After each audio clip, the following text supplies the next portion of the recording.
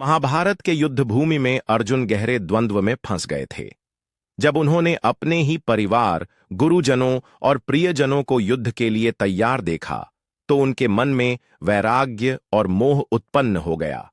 अर्जुन ने अपने धनुष को नीचे रख दिया और श्री कृष्ण से कहा, हे कृष्ण, मैं न विजय चाहता हूं, न ही राज्य और न ही इससे प्राप्त होने वाले भोग सुख। जिस राज्य और सुख के लिए मैं युद्ध करूं, वे सभी लोग तो मेरे सामने ही खड़े हैं।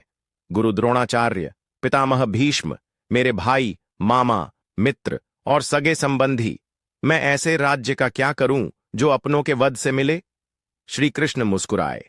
वे जानते थे कि अर्जुन का मन मोह और ममता से ग्रसित हो गया है। वे बोले, हे पार्थ, तू जिसे अपने मानता है वे शरीर हैं, आत्मा नहीं। यह धर्म युद्ध है जिसमें तेरा कर्तव्य सत्य और धर्म की रक्षा करना है। यदि तू मोह में पड़कर युद्ध से विमुख हो जाएगा तो यह कायरता होगी। विजयी या पराजित होने से अधिक महत्वपूर्ण यह है कि तू धर्म के लिए खड़ा हो। अर्जुन सोच में पड़ गए। क्या सच में उनका मोह ही उनकी सबसे बड़ी परीक्षा है? क्या वे अपने कर्तव्य से भाग रहे हैं? श्री कृष्ण आगे बोले, हे अर्जुन, यह युद्ध केवल विजय का नहीं बल्कि धर्म की स्थापना का है। तू सिर्फ निमित्त मात्र है। जब तू निष्काम भाव से कर्म करेगा तब तुझे सत्य की अनुभूति होगी।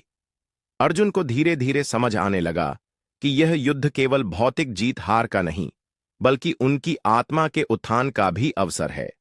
सीख। इस कथा से हमें यह सीख मिलती है कि जब हम अपने जीवन में कठिन परिस्थितियों से घिर जाते हैं और मोह हमें हमारे कर्तव्य से विमुख कर देता है, तब हमें श्री कृष्ण के उपदेश को याद रखना चाहिए। हमें अपने धर्म और सत्य की राह पर चलना चाहिए, बिना किसी फल की चिंता किए।